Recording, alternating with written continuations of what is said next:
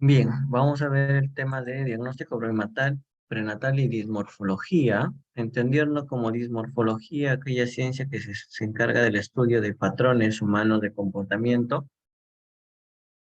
pero que se salen de su línea de tiempo, de su manera normal, ¿no? Esto va a incluir a malformaciones, disrupciones, deformaciones, displasias, parte de la genética clínica, ¿no? Eh, ¿qué es lo que vamos a ver entonces acá, ¿no? Hay una gran probabilidad de que los embarazos pueden tener algún tipo de malformaciones o este tipo de alteraciones de los patrones normales. Y esto se debe a que hay múltiples factores, tanto ambientales como genéticos, que pueden hacer que esto se dé, ¿no? Y puede llevar a incluso a alto grado de discapacidad. Algo tan simple como, y común como las fisuras labiopalatinas es un ejemplo de este estudio de la dismorfología. Y hay otros más complejos como síndromes que van con malformaciones bastante importantes, ¿no? Que pueden llevar a la discapacidad.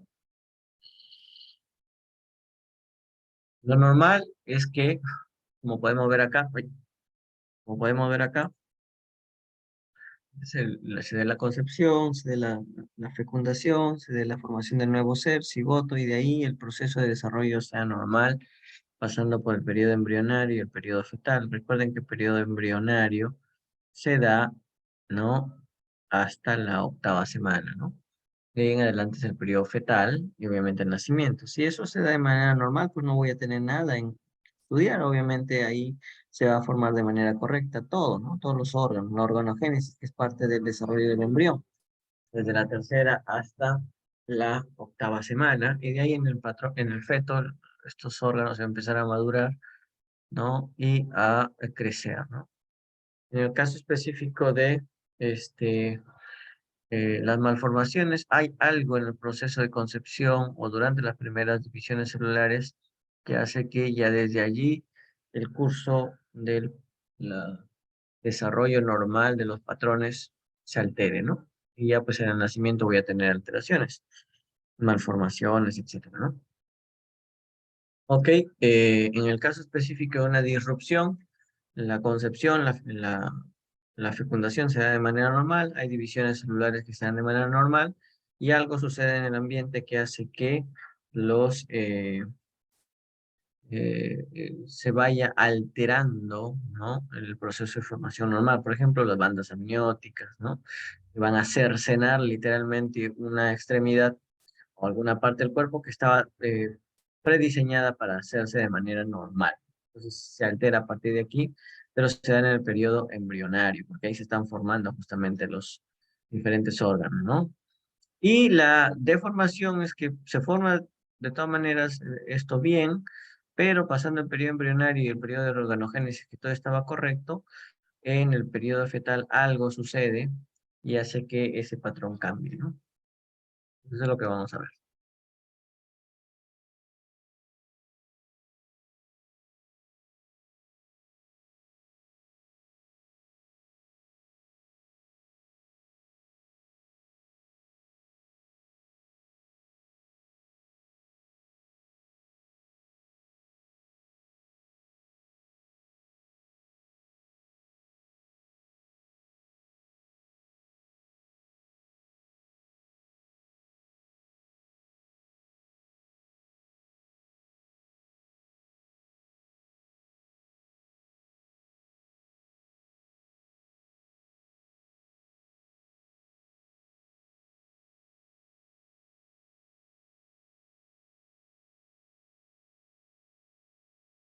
Bien, entonces la frecuencia de malformaciones o anomalías congénitas que se llaman a todas estas alteraciones con las cuales van a nacer este nuevo ser, pueden darse en diferentes sistemas, ¿no? En el cardiovascular, uno de los más frecuentes, de 10 en 1000, que es su frecuencia, ¿no? En general, en promedio de los cardiovasculares, pero el más frecuente de todos son los urogenitales, ¿no?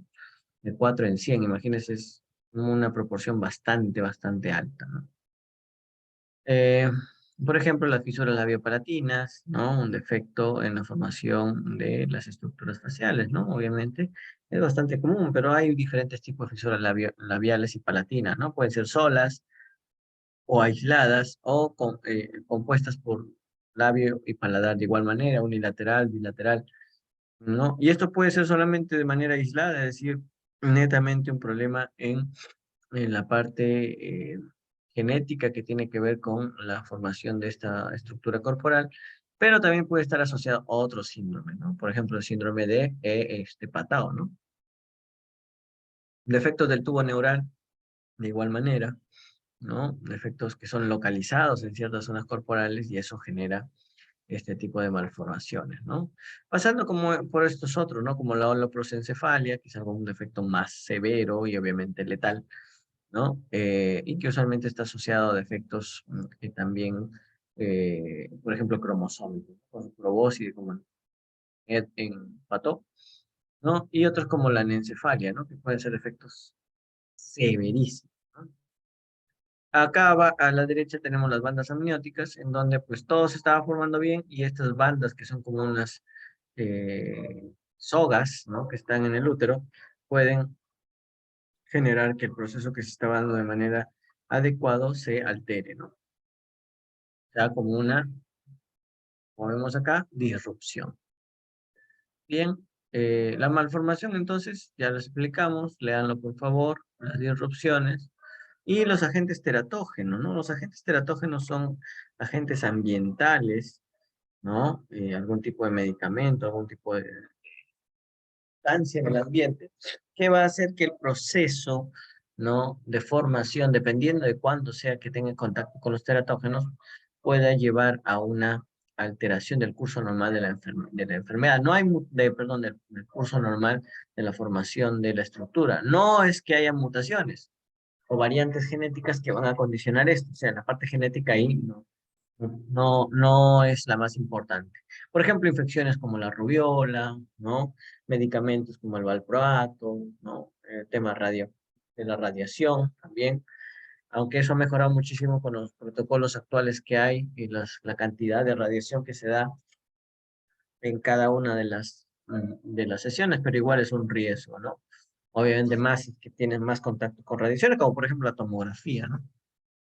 Deficiencias genéticas también te pueden dar ello, o no es que haya un variante, sino que las enzimas, por motivos diversos, pueden disminuir su rendimiento y por lo tanto generar una alteración, ¿no? Y otros como por ejemplo los diferentes tipos de vitaminas, que no necesariamente es que sean una alteración genética, pero pueden ser un cofactor importante para el funcionamiento de otras estructuras, de otras proteínas, de otras enzimas, ¿no? Entonces ahí tenemos muchos de los teratógenos que existen. Existen una infinidad de compuestos que pueden traer alteraciones en el proceso de formación, en el proceso embrionario, ¿no? Por ejemplo, la radiografía, ¿no? El estudio del intestino delgado, imagínense, tiene una dosis alta, ¿no? De radiación. ¿Sí? Ahora, no significa necesariamente que una exposición a radiación automáticamente te vaya a dar, ¿no? Eh, la formación o la alteración de la formación del patrón normal. Sin embargo, pues es un riesgo, ¿no? ¿Ok? Entonces, un teratógeno es todo aquel agente que causa un daño morfológico, es decir, en la forma, en la estructura, o funcional, es decir, en la función del embrión o feto expuesto, ¿no? Usualmente se da en el periodo embrionario, ¿no? Mecanismos, pues, puede ser que generen muerte de las células y estas células están destinadas a generar alguna parte importante de la estructura y obviamente ya no se va a dar. Alteraciones del crecimiento o desarrollo puede ser de manera localizada o generalizada, es decir, afecta a todas las células del cuerpo o a una parte nada más o un conjunto de células, ¿no? Y las disrupciones, que es lo que estábamos diciendo, todo iba bien, se estaba formando bien, genéticamente todo bien y algo hace que cambie el curso.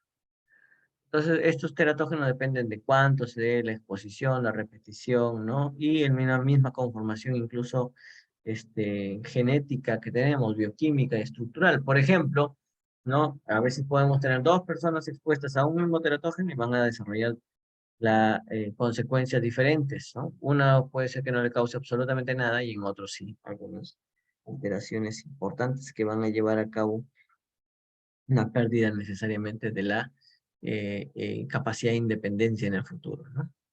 Miren, ¿no? Varios teratógenos que existen. ¿sí? A la cabeza el alcohol. ¿Cuánto es la dosis segura para que una gestante no tenga riesgo de alcohol durante el periodo embrionario? 0, ¿no?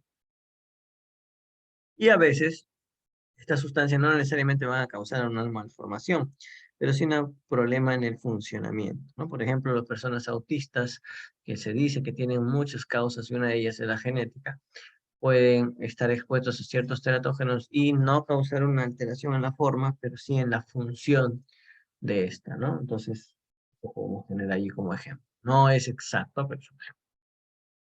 Entonces, ya vimos que la deformación es que se estaba formando bien, pasó el periodo embrionario, se estaba formando espectacularmente bien el órgano que estábamos viendo, ¿sí? Y algo sucede en el periodo fetal que hace que se deforme, se altere la forma que ya estaba previamente descrita y realizada, se deforme, ¿no? Y eso me lleve a una anomalía congénita, ¿no?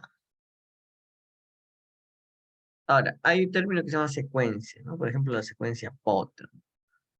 La secuencia Potter o las diferentes secuencias son una sola causa conocida o presumida que va a generar diferentes alteraciones en diferentes componentes de un órgano, un tejido. Por ejemplo, el mielomeningocele, ¿no?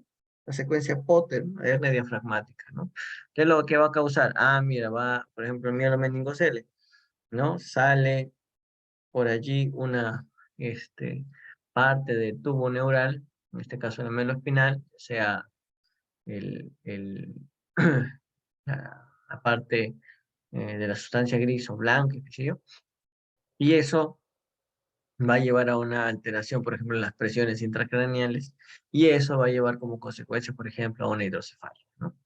Dependiendo. Displasias es cuando yo debo tener un tipo de células en este tipo de tejido o en aquel tipo de tejido, pero, este, por A o B aparece otro tipo de tejido. Es decir, se altera el tejido que está predominantemente ya estructurado. Entonces, alteración, plasia, localización. Hay un tejido A donde no debería estar A, debería estar B. Y eso me genera también alteración, ¿no? La mayoría pues se pueden dar en varios sitios anatómicos, ¿no? Envolver varios sitios anatómicos. Ahora habría que ver este tema de la displasia, ¿no? ¿Qué es lo que podría estar causando? Puede ser por alteraciones en la capa germinal, es decir, se formó bien todo, iba bien todo, y por allí una o varias células de alguna de las capas germinativas, ectodermo, mesodermo o endodermo, se altera, ¿sí? Y me genera problema de este tipo, ¿no? Muy bien, entonces ahí tenemos el resumen de lo que es una malformación, una disrupción, una displasia y una deformidad. Sí y solo sí están de manera aislada, ¿sí? Efectos uno simples o aislados, entonces estamos hablando de algo sencillo de diagnosticar y probablemente también hasta de tratar, ¿sí? Sin embargo, si están asociados a otro tipo de tejidos, a otro tipo de órganos, ¿sí? Ya se le llama síndrome. El síndrome ya es un rompecabezas de varias piezas que van a producir finalmente es que van a producir finalmente ese tipo de, a ver, de alteraciones que se van a dar, ¿no? En diferentes órganos o sistemas, van a producir un conjunto de signos que van a poder ser reconocidos y agrupados en uno solo, y eso se le llama síndrome. Síndrome, un rompecabezas, ¿no? Rompecabezas que hay que armar, y hay que ver cuál será la causa desencadenante de todas esas piezas rompecabezas. Factores de riesgo para que puedan darse este tipo de alteraciones: embarazos múltiples, ¿no? Embarazos múltiples, edad añosa, ¿sí? Edad añosa, es decir, padres que sean mayores de edad, ¿no? Usualmente ese es 30 a 35 años, ¿no? El tema de compartir variantes patogénicas de familia, sea por consanguinidad, ¿sí? Entonces eso también podemos ver. Es un cuadro en el cual podemos ver, por ejemplo, cómo es que se da el efecto, ¿no? De la edad materna en la aparición de alteraciones cromosómicas, por ejemplo, el síndrome Down, ¿sí? El síndrome Down, En la mayor edad materna, ¿no? Empiezan a aparecer riesgos de embarazo con síndrome de Down. Por ejemplo, acá, acá, riesgo de embarazo con síndrome de Down, ¿no? O riesgo de que aparezcan otro tipo de trisomías o alteraciones cromosómicas. O básicamente de que sean tan severas estas alteraciones que pongan en peligro el compromiso de la fertilidad de la persona o la viabilidad y tengas abortos recurrentes, ¿no? Espontáneos, que ni cuenta te das a veces de que está embarazada. Y el decaimiento de la fertilidad. Entonces la edad materna es algo ya mucho más estudiado que otras variables. Hay que tener en cuenta también, por favor, ¿sí? La materna y edad paterna también, miren, la edad paterna.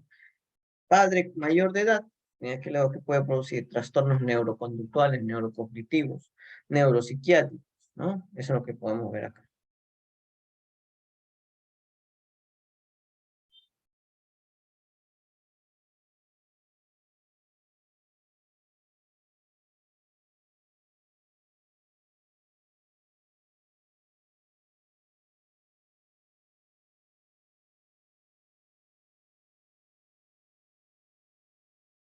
¿Ya? Entonces también hay que ver eso. La edad del padre también es importante. Antes solamente se le echaba la culpa a la madre, el tema de machismo, de la aparición de enfermedades, pero el padre también. Estructuralmente a veces el neonato, el feto está bien, pero funcionalmente no funciona bien. Valga la redundancia. Por ejemplo, en el autismo, tú lo ves a una persona autista estructuralmente está perfecto, ¿no? Pero, o sea, no hay ninguna malformación ni nada parecido, pero funcionalmente no funciona bien, ¿no?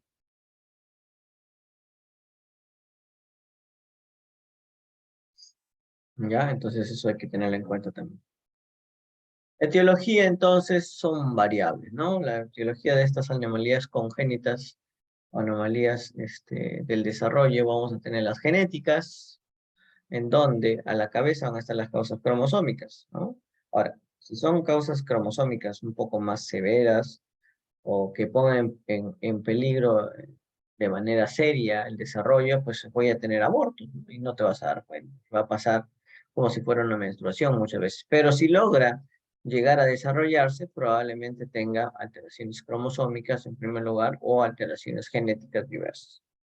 Los teratógenos en menos del 10% y pues hay un gran margen de desconocidos, ¿no? Que no se sabe si es la interacción de la genética con el ambiente o simplemente cuestiones al azar.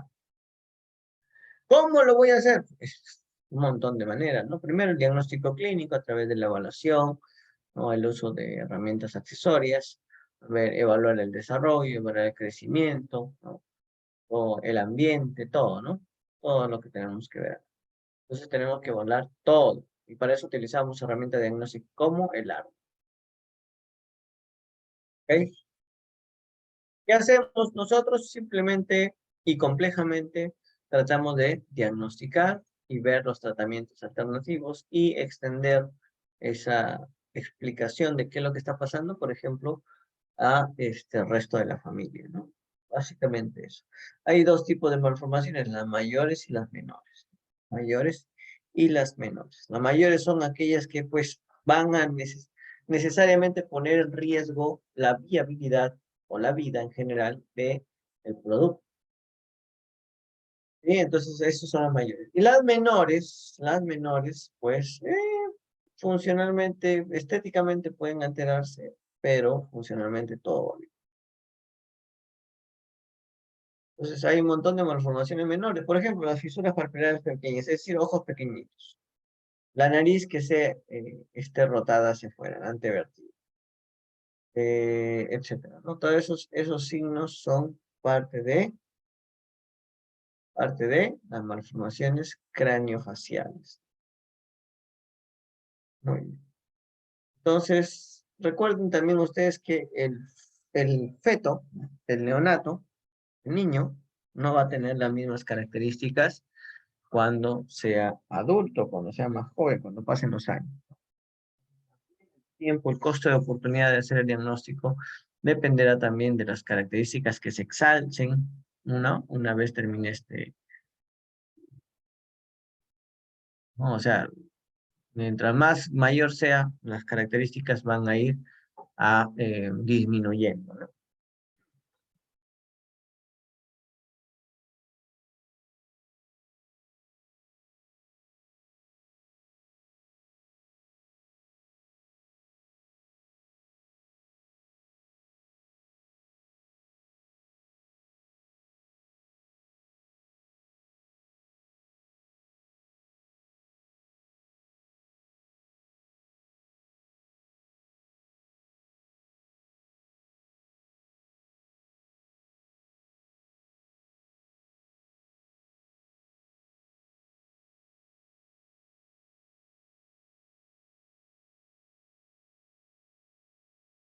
entonces la carita va a ir cambiando conforme vayamos envejeciendo, ¿no? Conforme vaya pasando el tiempo. Los niños igual manera. Entonces, las características faciales puede ser que se exalcen o se vayan disminuyendo.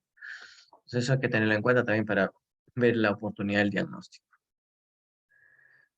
Problemas, muchos, ¿no? Para poder generar, para poder llegar al diagnóstico de las diferentes anomalías congénitas, ¿no? El subdiagnóstico, en primer lugar, no todos las personas con anomalías congénitas son vistos, digamos, de la misma manera por diferentes especialistas, ¿no? O se concentran quizás en otro tipo de malformaciones cada una de las especialidades.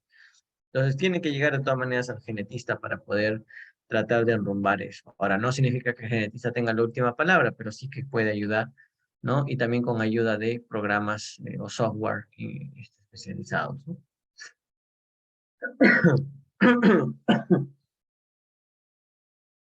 Entonces, ¿para qué lo ven los genetistas especialistas en dismorfología?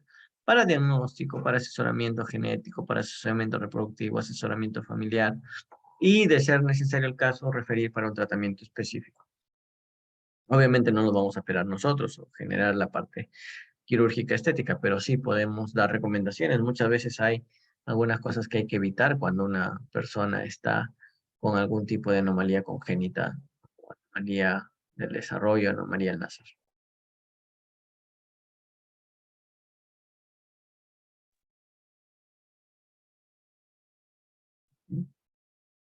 ¿Qué vamos a utilizar? Todas las herramientas diagnósticas posibles y que sean necesarias, dependiendo del diagnóstico clínico o la sospecha diagnóstica, ¿no? No vamos a utilizar un secuenciamiento, por ejemplo, una secuenciación en un paciente que sospechamos de síndrome Down.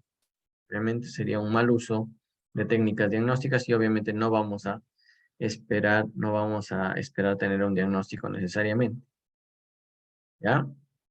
Entonces también eso depende del diagnóstico presuntivo. Exámenes diferentes, bioquímicos, tamizajes y otro tipo de exámenes que también son necesarios.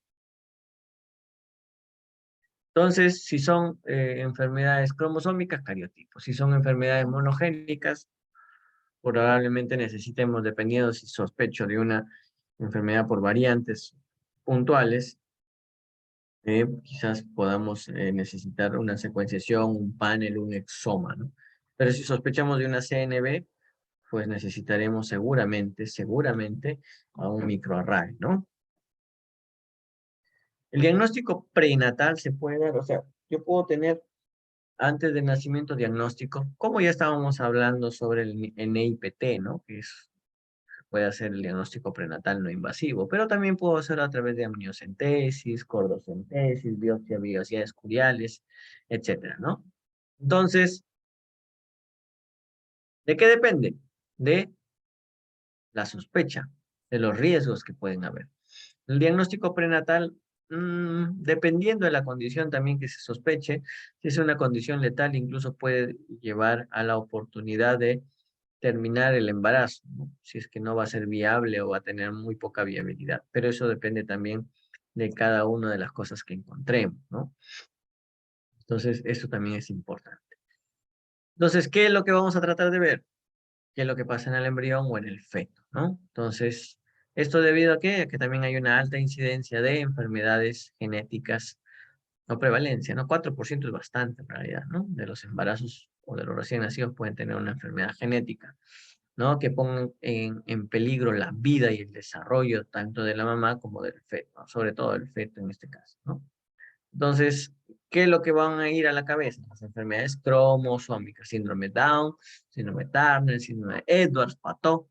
Entonces, para eso se han creado los diagnósticos prenatales por ahora, ¿no? Para las enfermedades monogénicas, dependiendo de la sospecha o los antecedentes. ¿Sí? Recordar que de todos los embarazos, el 30%, la raza humana es una de las parejas de las razas más infértiles. Entonces, de los embarazos, más o menos un tercio, pueden tener alteraciones en el proceso de formación del cigoto y el desarrollo. Entonces, eso puede terminar en un aborto, ¿no? Entonces, ¿cuál es la principal alteraciones que vamos a encontrar? En las cromosomas, ¿no? De esos, solamente de todo ese universo de 30%, ¿no? Las cromosomopatías o alteraciones cromosómicas son las causas de los fetos viables que vamos a poder ver, ¿no? O pueden nacer, o pueden ser compatibles, entre comillas, con la vida, o en el ulterior de los casos pueden ya tener algún grado de discapacidad severa o la muerte. De las enfermedades cromosómicas, de los que llegan a nacer, que es acá en la punta del iceberg, estas son las cuatro más conocidas. Falta Klinefelter también, ¿no? Pero de los abortos yo puedo tener una serie gigantesca de alteraciones que pueden haber ahí. La más común, ¿no? De todos ellos, variará dependiendo de la corte de estudio que hagamos, pero Turner, por ejemplo, es uno de las condiciones más frecuentes, ¿no? O las trisomías autosómicas, ¿no? 13, 21, 18, ¿no? Por ejemplo, ¿sí? Entonces es un mundo que no vamos a ver y probablemente terminen a veces en abortos, en partos prematuros o pasen como una menstruación, ¿no? Debido a que la alteración puede ser muy severa, que es incompatible con la vida y automáticamente se pierde, ¿no? O sea, termina en un aborto que a veces no se puede dar cuenta uno.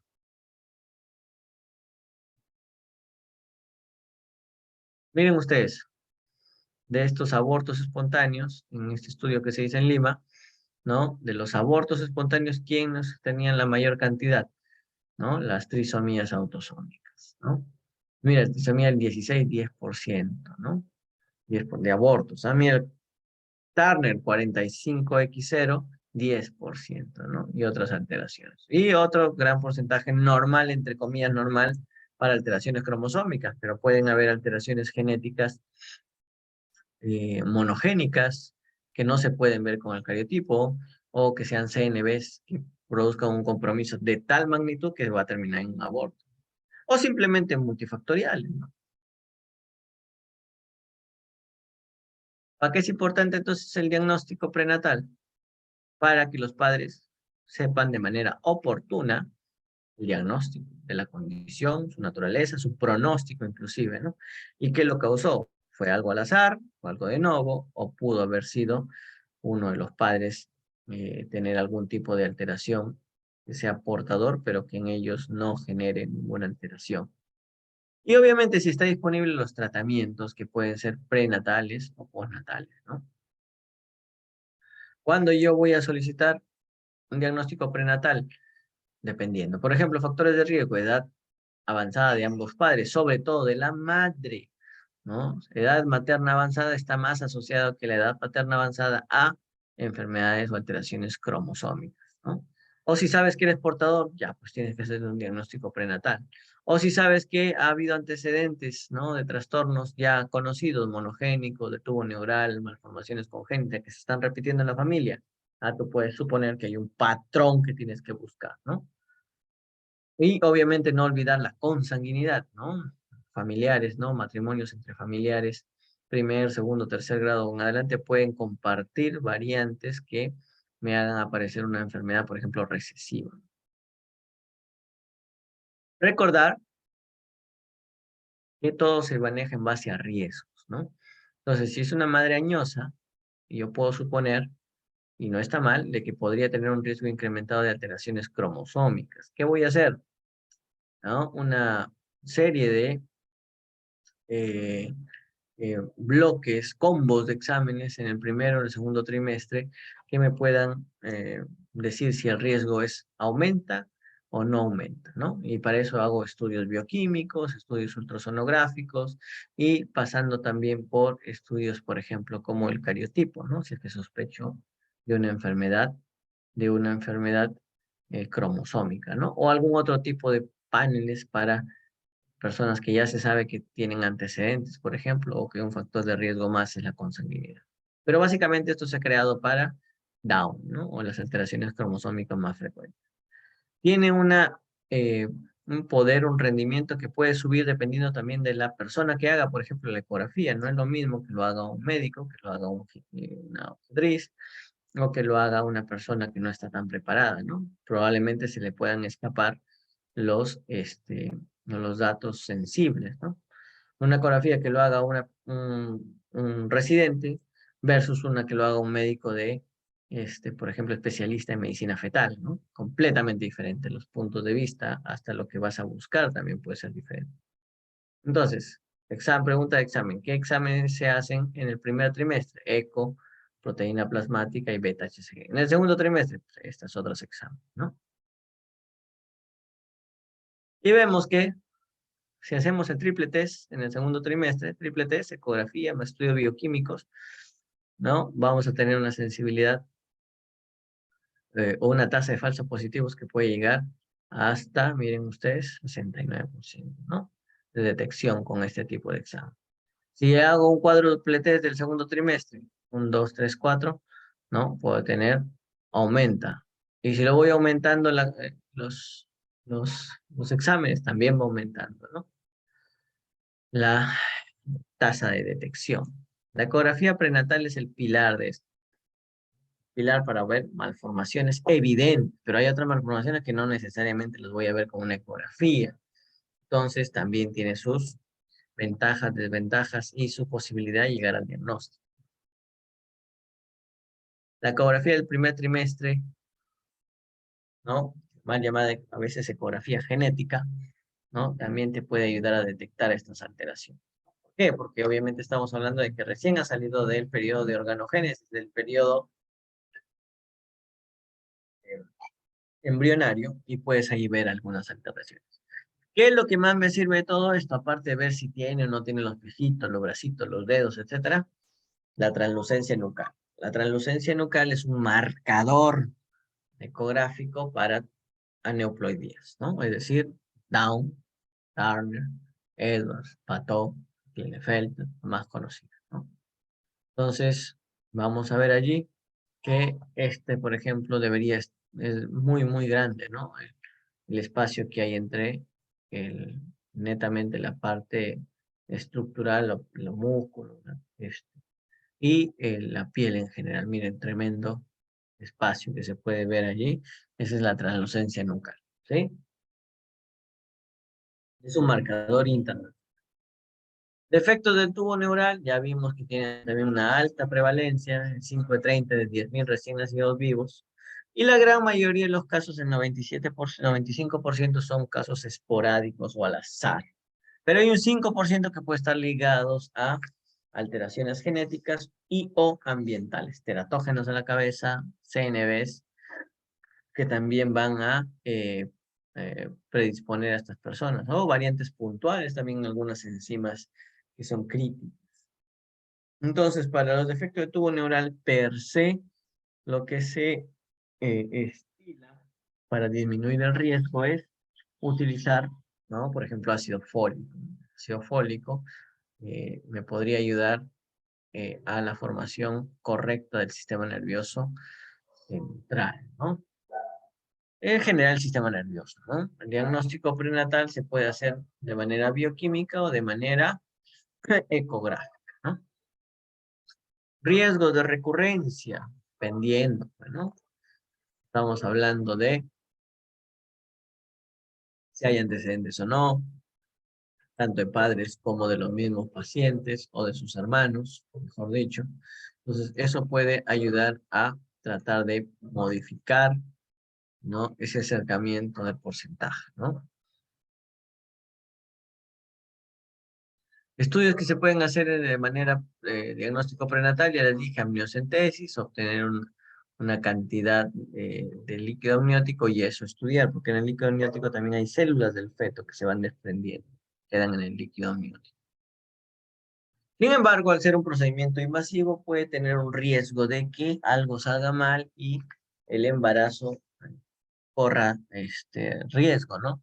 Entonces, el riesgo de aborto, por ejemplo, es 3.5%, ¿no? Así lo haga el especialista más, ¿no? De la aspiración del líquido amniótico. Y así lo haya guiado por una guía ecográfica, ¿no? Recordar que las vellosidades coriónicas también es otra de las maneras en las cuales yo puedo hacer un punch, puedo hacer una biopsia y estudiar qué es lo que podría estar pasando, ¿no? Una alteración cromosómica, por ejemplo, Down. Los test genéticos son muy diversos, como ya hemos estado viendo, pasando por cariotipo, pasando por paneles genéticos que tengan secuenciación y también estudios de CNVs, por ejemplo, ¿no? Muy bien, entonces el diagnóstico prenatal no invasivo, perdón, el diagnóstico prenatal, y esta es una nueva que es el diagnóstico prenatal no invasivo, en la cual obviamente no voy a generar ningún tipo de punción en el útero, los órganos que están allí, pero necesito elegir bien el examen que voy a tomar, ¿no? Entonces, el diagnóstico prenatal no invasivo se ha creado básicamente para síndrome Down, ¿ok? Para síndrome Down. ¿Qué se hace? Se hace una biopsia de las vellosidades coriónicas en la manera normal y vamos a ver qué es lo que estaría pasando. Ah, puedo ahí encontrar la alteración. En cambio, en el test prenatal no invasivo, yo saco sangre de la mamá y empiezo a evaluar eh, cuánto y qué y cómo está el ADN circulante en la sangre de la mamá. ¿Sí? En la sangre de la mamá. Y esto lo hemos visto en el seminario, ¿no? El tema del diagnóstico prenatal no invasivo.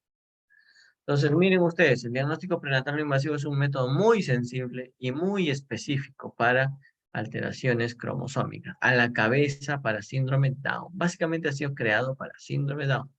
Para síndrome Down, ¿ya? Eh, ¿Qué es lo que podría jugar en contra? Poca muestra, poca colaboración, ¿no? Este, y bueno, ¿qué es lo que puede generar los factores en el ADN fetal? ¿No? Si yo tengo poca concentración de ADN fetal, pues el examen me va a salir alterado o incluso normal, ¿no? Si tienes más o menos edad gestacional, también es un riesgo, ¿no? Si es que la mamá es obesa, también puede ser. Entonces ahí están las diferentes estrategias según el riesgo, ¿no? Si son personas de bajo riesgo, pues no pasa nada, todo tranquilo, hay que hacer ecografía y seguimiento, ¿sí? Pero si es que tenemos algún tipo de alteración, o se sospecha de ello, ¿qué va a pasar? Son de muy alto riesgo, entonces necesito otro tipo de ayudas, ¿no? Y hay otra cosa que se llama diagnóstico preimplantacional. Eso se da antes de la implantación del blastocisto, en el día 6 o 7. Entonces, antes de que se implante, podemos hacer estudios, ¿no? A los gametos. Pero esto también tiene sus contras, ¿no? Porque una vez que estudie esos gametos ya no va a entrar para el proceso de desarrollo embrionario normal. ¿Ok? Esto se utiliza sobre todo en fertilización in vitro, ¿no? Ok, chicos, problemas éticos y legales. La ética es en este tipo de exámenes siempre va a estar eh, inmerso, ¿no? En nuestro país hay poca legislación acerca de este tipo de condiciones genéticas, pero bueno, se puede utilizar eso como una oportunidad también, ¿no? Entonces, hay varios términos que hay que ver allí, con el tema de la eugenesia, ¿no? Es decir, que perfecciones la raza, ¿no? Entonces, eso es lo que vamos a ver acá, ¿no? La ética siempre tiene 4 principios: autonomía, beneficencia, no maleficencia y justicia. Acuérdense de estos principios que también son importantes para velar por el cuidado, la seguridad de nuestros pacientes y sus datos, ¿no? Siempre se firma un documento que es el consentimiento informado, que es un proceso en realidad en el cual hay un acondicionamiento a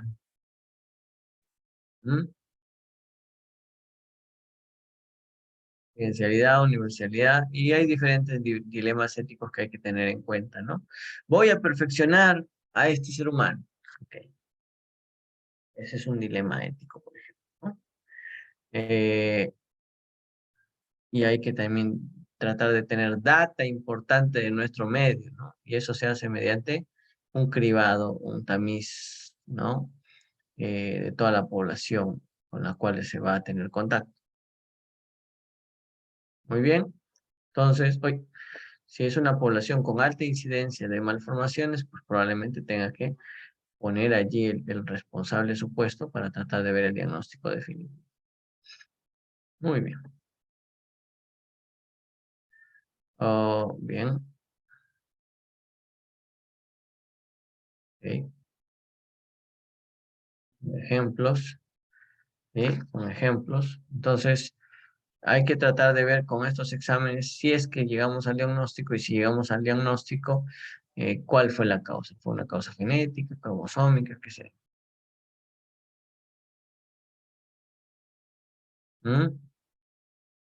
Entonces, dependerá de lo que yo pueda encontrar y voy a ir probando diferentes exámenes y tratar de ver el diagnóstico. El tema es que el acceso. El acceso es importante y es una de las cosas más difíciles que tenemos en nuestro medio. El acceso a tecnologías masivas que pueden ayudarnos en el diagnóstico, ¿no?